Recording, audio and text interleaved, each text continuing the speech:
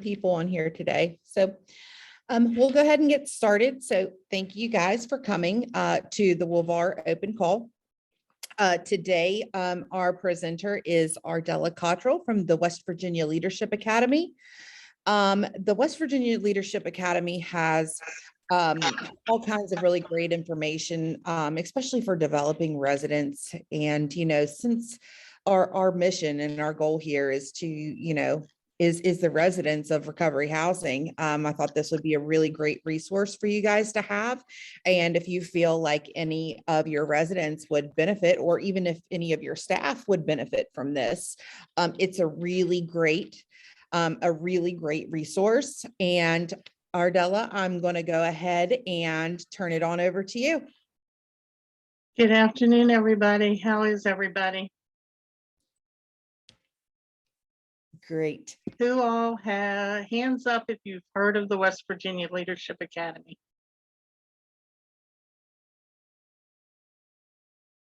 How many are graduates of the West Virginia Leadership Academy?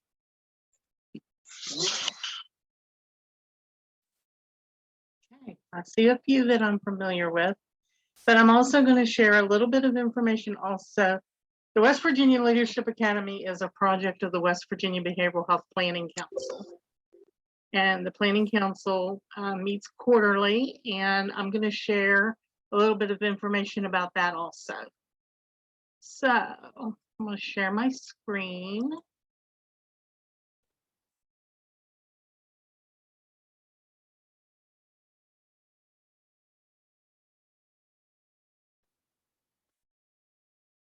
Thumbs up if you can see it good once it loads.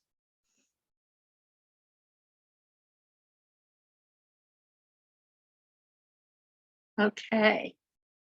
The West Virginia Behavioral Health Planning Council. Our mission is to improve the behavioral health system and advocate for positive change. Our vision at the Planning Council is that we are a unified voice that promotes wellness, recovery, and resiliency for all West Virginians. Mental health planning councils or advisory councils exist in every state. States and territories submit applications and plans to receive block grant funds, and federal law specifies composition of the council. We have 4 primary goals, with the first one being to implement an integrated approach for the collection, analysis, interpretation, and use of data to inform planning, allocation, and monitoring of the West Virginia Behavioral Health Service Delivery System. Number 2, we build the capacity and competency of the West Virginia Behavioral Health workforce and other stakeholders to effectively plan, implement, and sustain comprehensive, culturally relevant services. We increase access to a continuum of culturally and linguistically competent integrated behavioral health prevention, promotion, early identification, treatment, and recovery services that are high quality and person-centered. And number 4 is we manage resources effectively by promoting good stewardship and further development of the West Virginia Behavioral Health Service Delivery System. We do that in many different ways, from commenting on the block grant when the state is in the process of writing it, to public forums, to listening to different groups throughout the state. So about the council is 51% of our members must be persons who are not providers of services or employees of service or employees of state agencies. Representatives of certain state agencies are on the council, including behavioral health, education, vocational rehab, criminal justice, housing, social services, and Medicaid. So this is our composition that we have currently. We have approximately 32 seats. Parents of children with serious emotional disorder or SED, there are 6 seats. Youth ages 18 to 25, there are 2 seats, and we are actively recruiting for the youth right now. So if you know anybody between the ages of 18 and 25, we would love to have them on the Behavioral Health Planning Council. Individuals in recovery of mental health, there are 8 seats. Individuals in recovery of substance use disorder, there are 2 seats. Providers of substance use disorder, there are 2 seats. Family members in recovery that have a person in recovery, there are 4 seats. There are 8 provider seats, and they range anywhere from like legal aid to children's serving services such as Mountain State Parents Can. And then, of course, we have our state seats that I went over earlier. Members have been involved in the following activities throughout the years, with such as the Governor's Task Force on Substance Abuse, Disability Day at the Capitol, Recovery Day at the Capitol, Olmsted Forums, the statewide Independent Living Council public forums that will be coming up, and the National Block Grant. Those are just a few. We've also been involved in the following for Advocates for Human Potential training, recovery coach training, the ADA 30-year celebration, and many of our members also serve on other disability advocacy boards in their local communities, regional and statewide.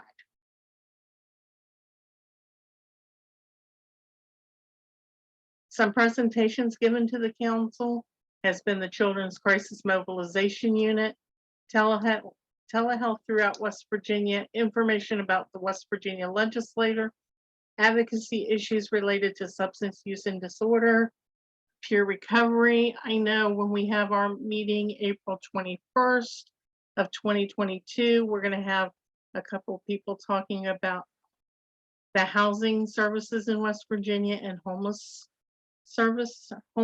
services. We're hoping to maybe get somebody to talk about on the autism center that's going to be happening in Pendleton County. I'm in the process of working on that. Some might have a behavioral health provider give us some information. So we've also had First Choice come, Office on Drug Control Policy. As you can see, different waivers. Some of the things the council has worked on in the past is the availability of inpatient SUD treatment for people receiving hemodialysis, a first responders guide to the mental hygiene process, and public forums on the behavioral health through WVU. We are working with others to resolve transportation barriers, monitoring out-of-state placements, the Midship Adult Satisfaction Survey. Face-to-face, we have done that in the past. And of course, we do the block grant reviews, crisis calls, and service reviews. And so for more information about the Planning Council, you can go to www.wvbhpc.org. And if you're interested in applying for a seat on the council, if you go, there's a tab that you can actually fill out an interest indicator on there, or you can email any one of us. I would probably be your easiest person to get a hold of, and that is ardella.cottrill@gmail.com for the Planning Council. Now on to the West Virginia Leadership Academy. It is funded by the West Virginia Bureau for Behavioral Health and Health Facilities, which has provided federal block grant funds that are received from SAMHSA, the Substance Abuse Mental Health Services, and CMHS Centers for Mental Health Services to support the Leadership Academy staff and trainings. The Academy is recognized by SAMHSA as an exemplary self-advocacy training program. We have been published in literature, commended by the experts, replicated by others. We have a standard curriculum, and we are implemented with diverse populations. This is the participant manual that you can receive when you attend the Leadership Academy in person, or it gets emailed to you where you can look at it. It's about 100 and some pages. It has been shown to have been effective in changing the lives of individuals from all walks of life. The training process involves citizenship, advocacy, leadership, and organization skills. The outcomes, it increases in empowerment and networking. You have a better understanding of the workings of systems. You development of individual and organizational advocacy skills, and there's an improvement in leadership skills of individuals and organizations involved in behavioral health and other networks. So it's not just behavioral health, but you can use it with everything. This is some of the chapters that are in the skill set lessons. Each line is a different chapter. There are 19 chapters. An overview of consumer involvement, the etiquette of consumer involvement, monitoring events, sources of information, identifying issues, selecting relevant issues to report, developing clear goals and suggestions for action, reporting selected issues to your group, organizing community advocacy organizations, recording of the minutes and managing group records, preparing an agenda, opening the meeting, beginning the discussion of issues in business, handling votes, systematically planning action projects, closing the meeting, working with culturally diverse populations, and organizational considerations for consumer advocacy groups. And we also do a little bit on people first language. So far, it was founded in 1995, and so far we have had 70 academies held in West Virginia. It has been held nationally and internationally in Japan, and Japan has came here. We have over 1,000 graduates since it has started. We have done 10 Train the Trainer academies, and it was originally funded by SAMHSA and CMHS grant as a collaborative with the West Virginia Mental Health Consumers Association, NAMI of West Virginia, and West Virginia OBHS, and it's now a project of the West Virginia Behavioral Health Planning Council. The experience of the Leadership Academy. It's no cost for participants. It's a 2-day training, generally from 9 a.m. to 5 p.m. in person and virtually. Some classroom instruction, participant manual, and supplies are provided. Some meals are included if we have it in person, and there could be some overnight stays when in person. The West Virginia Leadership Academy experience also includes socialization and networking opportunities, advocacy credits for PR designation, certificate, overnight and travel reimbursement with prior approval of the program coordinator, and ongoing support and mentorship, quarterly conference calls, and webinar refreshers. Some benefits for the participants is it increases personal recovery. There's an enhanced network and supports, and participate in West Virginia Leadership Academy refreshers. Some of the other grads have been saying the West Virginia Leadership Academy is the blueprint for advocacy. They found their voice. I have gained confidence and resources to reach my goals. Some of the grads have been participating on boards, councils, and advisory committees throughout their community and state. They're developing peer programs. They're advocating, educating, planning, providing input, and sharing their experience. And several of them are regular folks that are going to the legislature. They're talking to their representatives. Couple of them, one that I know in particular is planning on running for office in her community. So for more information about the West Virginia Leadership Academy, you can either write to the P.O. Box 8885 in Charleston, West Virginia, 25303, or you can reach me at the phone number listed, 304-680-4837, or you can email me at Ardella at wvleadershipacademy.org. Are there any questions? Concerns, thoughts? I'll tell you what, it has been such a valuable tool. I took the Leadership Academy and participated in it, and it was such a valuable tool in my journey.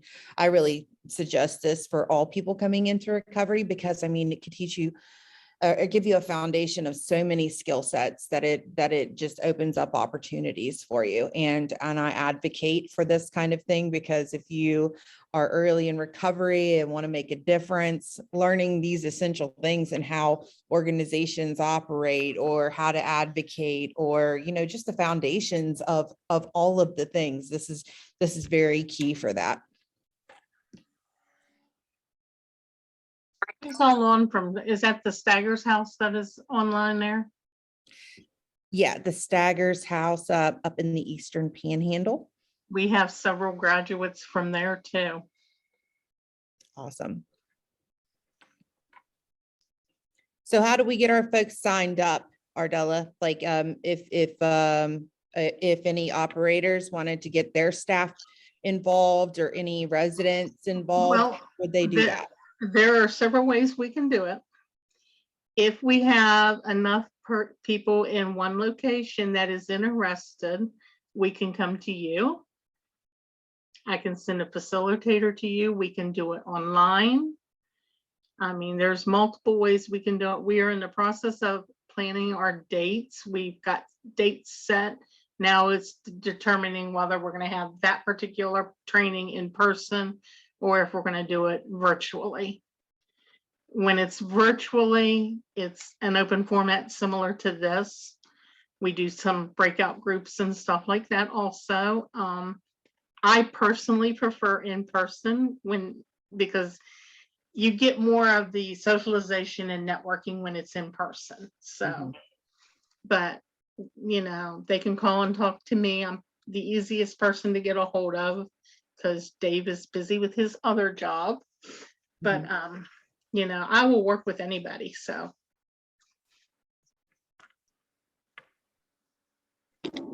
Ardella, have you got those dates posted on your website or anything of the upcoming trainings and locations yet? we are getting ready to do that, JK. And then people can always email me, because I will be sending out those save the dates. And, you know, it'll designate whether it's in person or virtually. And if there's no designation for that, then a person can call me and, you know, and we can do other trainings than what we plan. For example, Recovery Point in Bluefield just recently held the 70th Academy for us. It was a closed academy for those in their group, their recovery group there.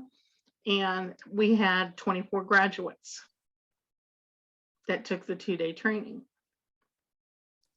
Last year, we had 100 graduates last year.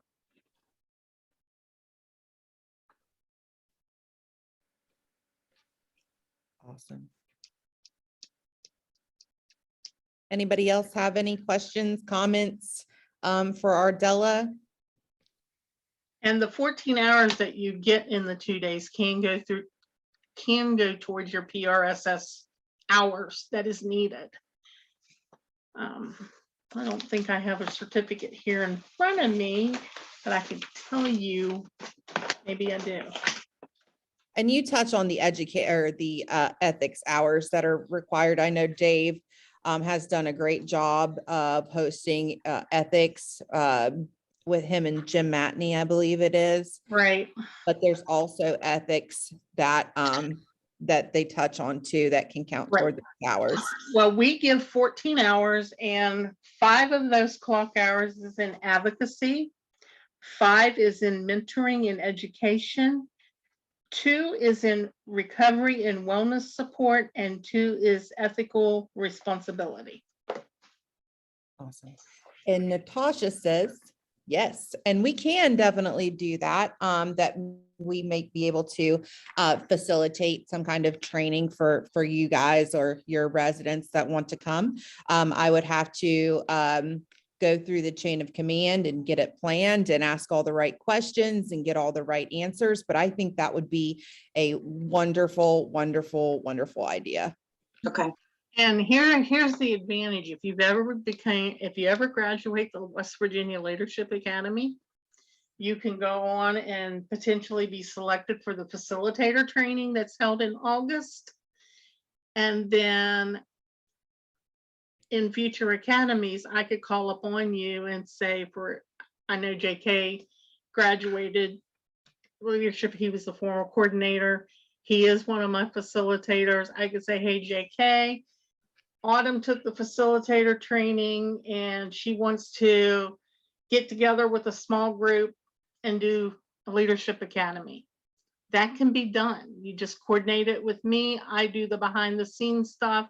You guys do the training and I give you the certificates to pass out to the graduates. So That's great. This is Natasha. I am a graduate of the West Virginia Leadership Academy. I would be very interested in the facilitator training in August. August 20, the potential dates is August 25th and 26th. Okay. For the facilitator training. Right. Because I already have the place booked for that in Charleston. Okay. Thanks. And how do we register for that? Contact me Okay. for any of the academies. If you wanted to have one at your recovery house, call me, we'll talk. Email me, we'll talk. Can you put your name and contact information in the chat just in case anybody didn't get it, Ardella, please? Thank you.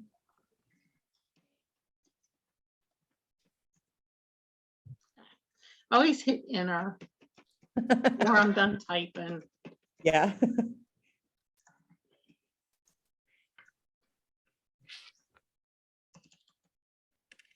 So I want to thank you very much for coming on and sharing this really wonderful opportunity for all of our operators. And hopefully we can just facilitate more of these trainings and really be of maximum service to you guys. And to, in return, that would be of maximum service to your residents, and you could provide, just amazing things for them. So Ardella, thank you for coming on. I appreciate it. Now your stuff is in the chat. So you guys can copy, paste, and take that information if you would like. And our West Virginia Behavioral Health Planning Council is April 21st, 2022. I do know we're going to have a hybrid meeting. It'll be in Flatwoods, but we'll also have a Zoom link. So I can send that to Autumn and she can send that out to anybody that would love to participate, because our meetings are open. And we would love to have input. And like I said, if you know anybody 18 to 25, that would be interested in serving on the council, we do have interest indicators. Usually we invite those that send an application in, we invite them to a meeting, ask them to attend at least one meeting, and then we may or may not present their application that day. We may wait till the next meeting to present their application. So that's how that process works. Okay. Awesome. any last questions, comments, concerns, anything for the West Virginia Leadership Academy? All right, thank you very much. And I guess we'll move on to a few of the next topics that we wanted to cover for our operators. I think Danny was wanting to talk a little bit about the incident reporting form that we have created. The incident reporting form, I know a lot of operators who went through the process were calling it in the old way, which was like the initial development of our application process. With any good policy, it changes over time and takes and morphs into something different. We identified some gaps, so we rewrote our certification packet, and we have changed our process a little bit for our new way, which is like this the second way. I think most of you guys on here went through it. Well, Joey did not. Natasha, you did. I think, well, maybe everybody else has been through it. Maybe just one or two on here that went through it the old way. So we have developed an incident reporting form that we are asking our operators to use. And this incident reporting form is something that we don't, it's to report anything that is like out of the ordinary operations. So like if it's out of the ordinary day-to-day stuff, like you had to call an ambulance for somebody, if, I don't even want to say it because it speaks it into existence, but an overdose, because we all know that happens. It is just something that that unfortunately does happen in our recovery houses, but reporting these things to us does two things. And most importantly, when somebody comes to us, like our community stakeholders, is like, oh, we heard this, and this happened at X recovery home, we're able to say, yes, we know this happened and they responded properly. And we know this because they told us how they responded. Any other way, it kind of, any other kind of way, and it's like news to us, basically. There's no way that we can come to defend you guys. And our Alliance of Recovery Residences, we're really trying to stress that now. Like, we want to get together and really make a huge network in West Virginia to like really come together and show all of the folks that recovery happens. Recovery housing is effective. It does the things. It helps maintain long-term sobriety. It is the next key step outside of treatment. So we just want to be able to prove our efficacy and show people that it does work and it's legitimate. And honestly, you guys need more funds to do what you do, like, honestly. One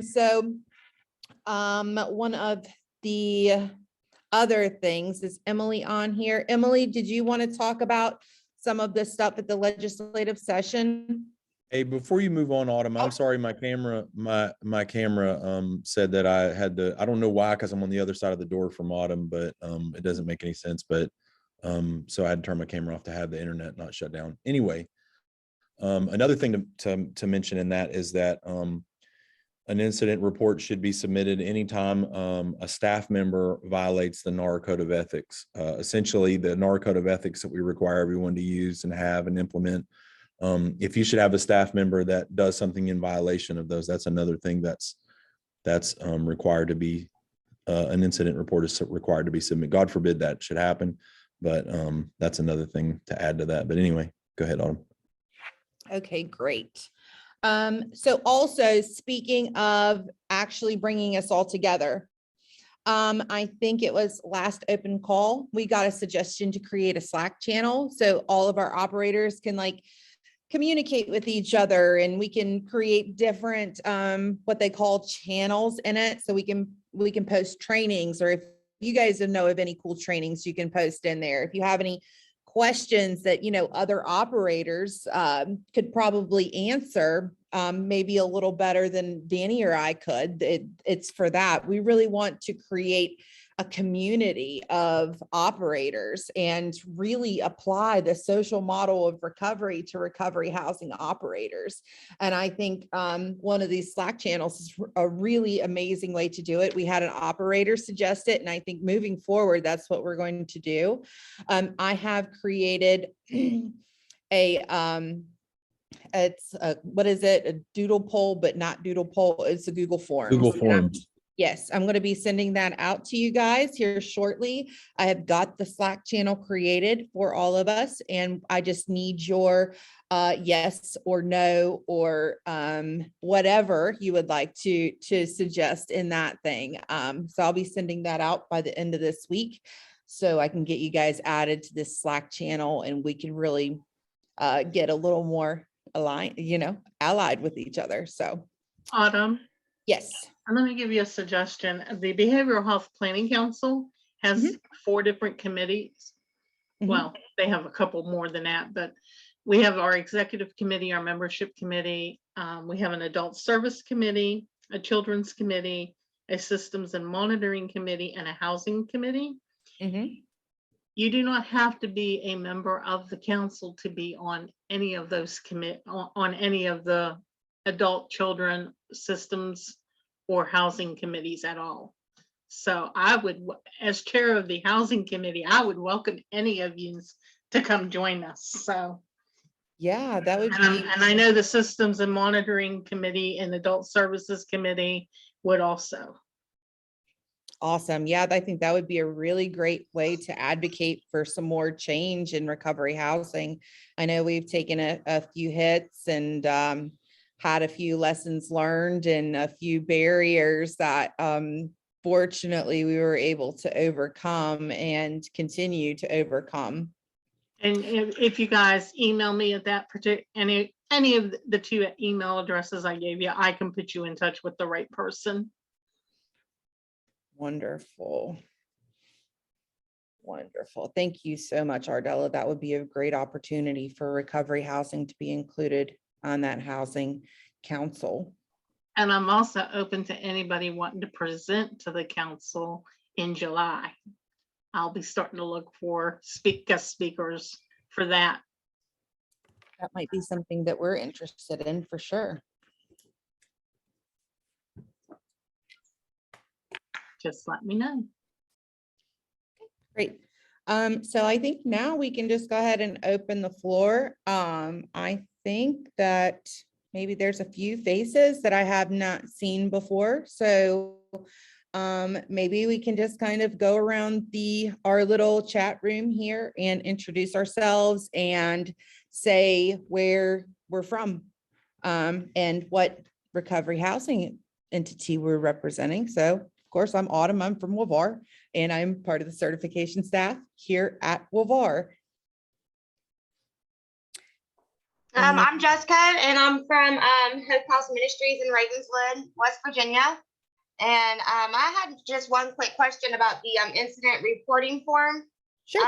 So we recently we've gone through all of our policies and procedures with you guys already. So is this a new form that I need to create and send to you guys? No, you don't need to create it. Actually, in the 2021 certification preparation packet, at the very end of that packet, there are templates, like the grievance template, the naloxone, the overdose, all of those things. It is in that group of templates. So if you want to look it up, or I could forward it to you, that wouldn't be a problem. Okay, thank you so much. You're welcome.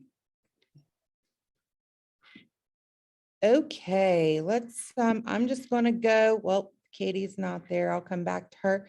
Charles Ward, do you want to introduce yourself? Yeah, I'm actually a Katie's coworker. I'm from Huntington and recently just stepped into the position of director for Huntington. Awesome. I know y'all do a lot with Christian. He's y'all's main contact here, but I was going to ask about the stuff like that as well. But I've already answered my question for that. Okay. Yeah.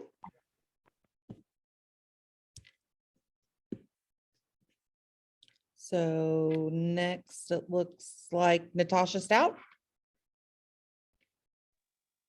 Good afternoon, everybody. I'm so glad I just finished my second cup of coffee, which means that my personality level is just about maybe to here. I'm Natasha Stout. I'm the, what am I? I am the program director / social services outreach director, something, Samaritan Inn.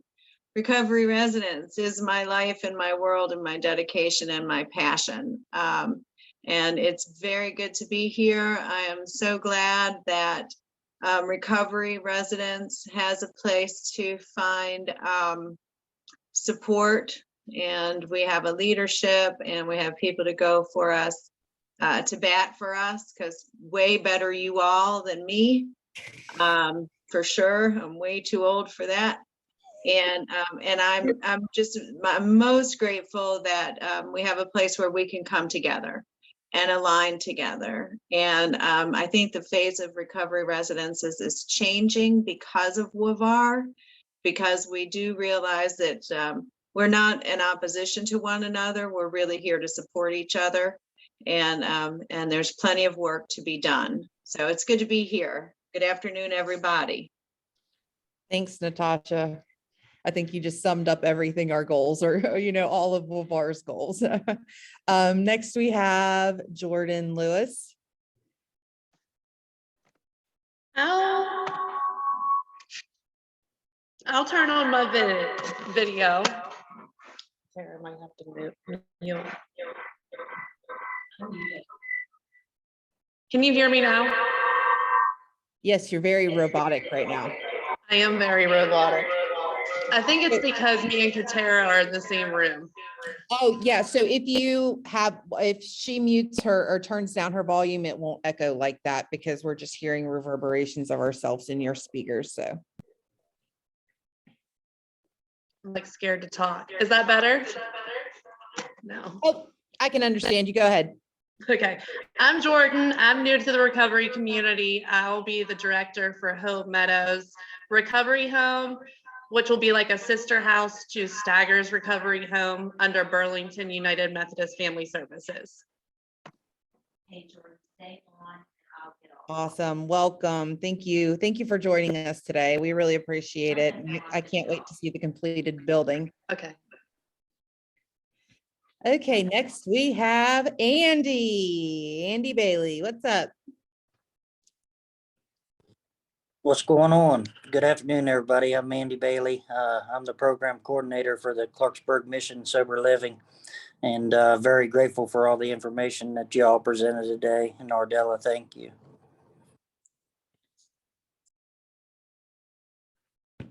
You're Okay. welcome. Next up, we have Daniel Hale, the cameraless Daniel Hale. You can see me now. It's working. I don't know if it'll go back off, but I'm Daniel Hale. I'm the other certification reviewer. I work in tandem with Autumn, looking at people's applications and going on on-site inspections. And most of you I've met, looking across, nearly everyone here I've met virtually or in person. But anyway, I'm Danny, and I'm glad to be here and glad to see all of you. Thanks, Danny. Then we have JK at westvirginiarecovers.org. Hi, folks. I'm JK McAtee. I am driving at the moment, but still engaged, right? Great program today, presentation. I can vouch for that program. I haven't been the past coordinator, and the strengths that brings to an individual and helping them grow and help others grow and supporting our recovery community at large is tremendous. It's very empowering. And today I'm representing the statewide peer network, WestVirginiaRecovers.org. And we are supporting and open to supporting, all things peer, including our allies. We provide some recovery education support for different programming and ideals throughout the state, including this organization, WVARR. So I don't know. I'm glad to be here. I think it was a great program today. You've been an excellent. I've seen a lot of growth in some people, including Autumn, since we've met, and it's just a great thing to see. I did have a question. I missed some of the earlier part, and there's a lot of stuff going on in the city of Huntington, and I think in the legislatures around how that affects the people who receive services and housing. And I was hoping that we might hear a little bit about that as we close today. So I think Emily might have got tied up and she cannot jump on right now. I don't want to speak for something that I don't know all of the ins and outs about. Huntington, there's always something going on in the city of Huntington about recovery housing. Hopefully we can just, work our way through it and find a common middle ground, advocate for recovery housing, advocate for the community at large, and just hopefully bring some peace and harmony to the city of Huntington and other cities that like to try to do the same things. So I'll let Emily talk a little more about that if she's free by the time we get off the call. Thank you. Joey? Hey guys, Joey McComas, Director of Recovery Group Southern West Virginia down in Logan County. We've got a men's home and a women's home with level 3, 16 occupants both. Glad to be here. Thanks, Joey. Now we have Katara. She's the Staggers title. Let's see if I can echo again. Can you hear me okay? Perfect. All right. I'm Katara Fazenbaker. I am the director at the Staggers Recovery House here in Kaiser, West Virginia. So really happy to be a part of this. Thank you so much. And then next we have Teresa Brannon. Hey guys, I'm the director here at PAC Infinite Pathways for the women's residencies. Been very informational. Glad to be here today. Glad I made it. Thank you. Okay, you might want to change. Thanks for coming, Teresa. Next we have Matt Johnson.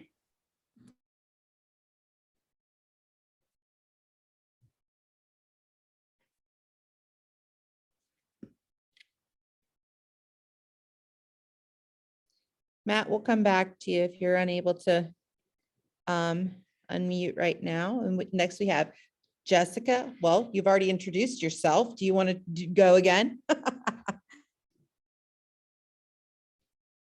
Matt or Jessica? I'm good, thank you. Great.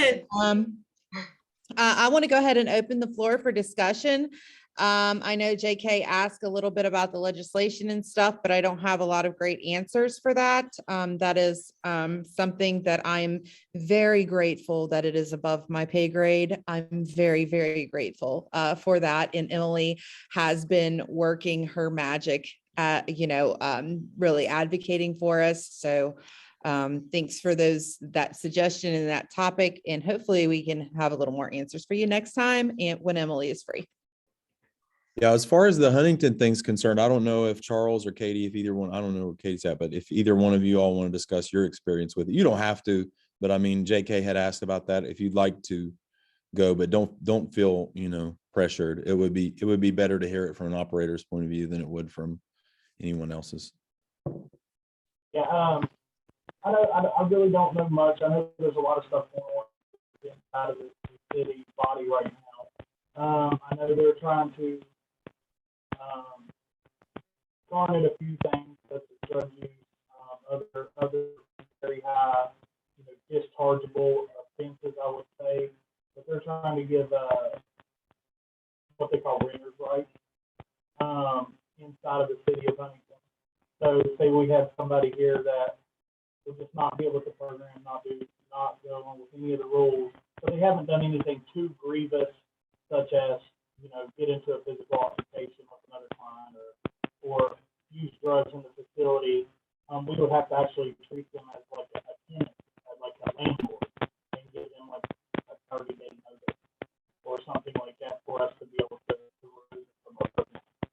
Now there is going to hopefully be some concession to that, which is, drug use, physical altercation. But nothing set in stone yet. That's really all I've heard. We're just waiting on it to see what the council does.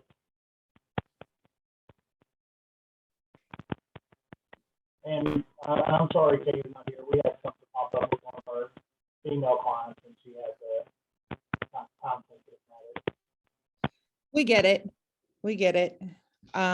Thanks for sharing your experience with us. I know Huntington likes to lead the way in all of these kind of situations, and is kind of like, just covering new ground. And we all know that all eyes are on Huntington right now because of this. And all we can do is just cross our fingers, hope for the best. And I'm really grateful that we have some people in some really great positions, and Emily, first and foremost, that are able to go in there and act, hopefully will act as an advocate, and hopefully get somewhere that would be agreeable for everybody. I have a question. Yeah. And it'll give you guys something to think about too, and maybe something to work on for future. I have a family member that is a substance use person. He is not in recovery as of yet.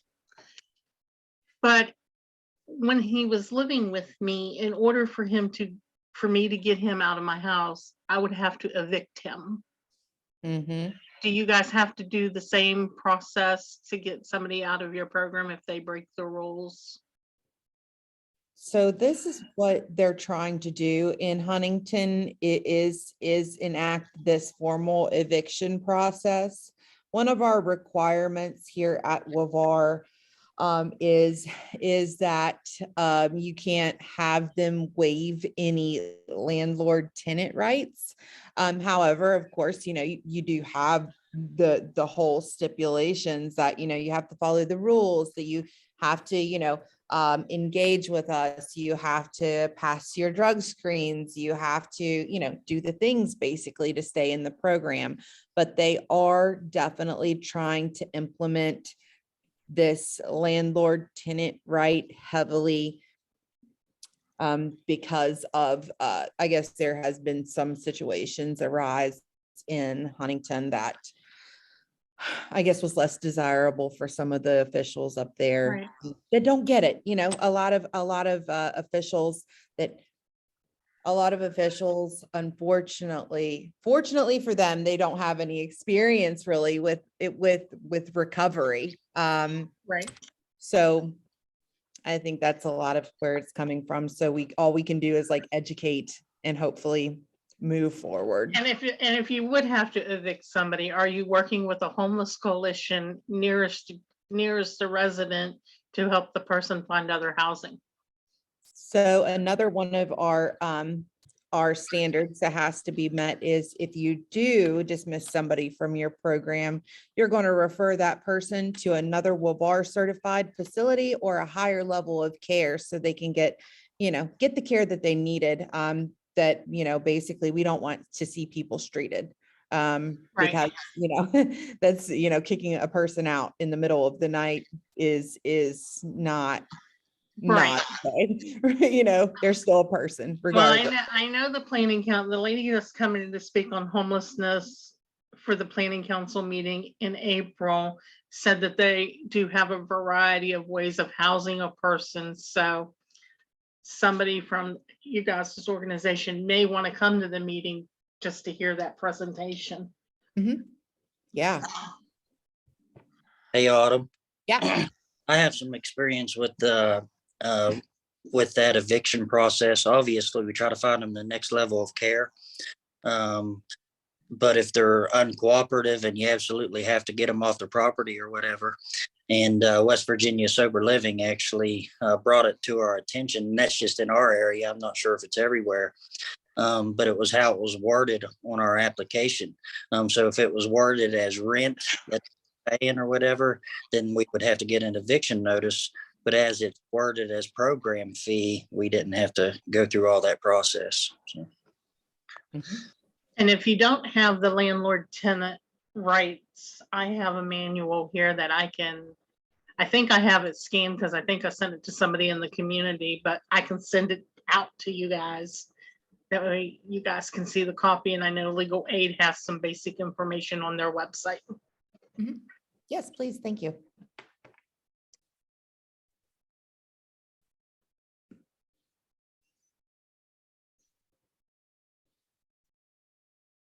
Going to open the floor for anybody else for the last few minutes.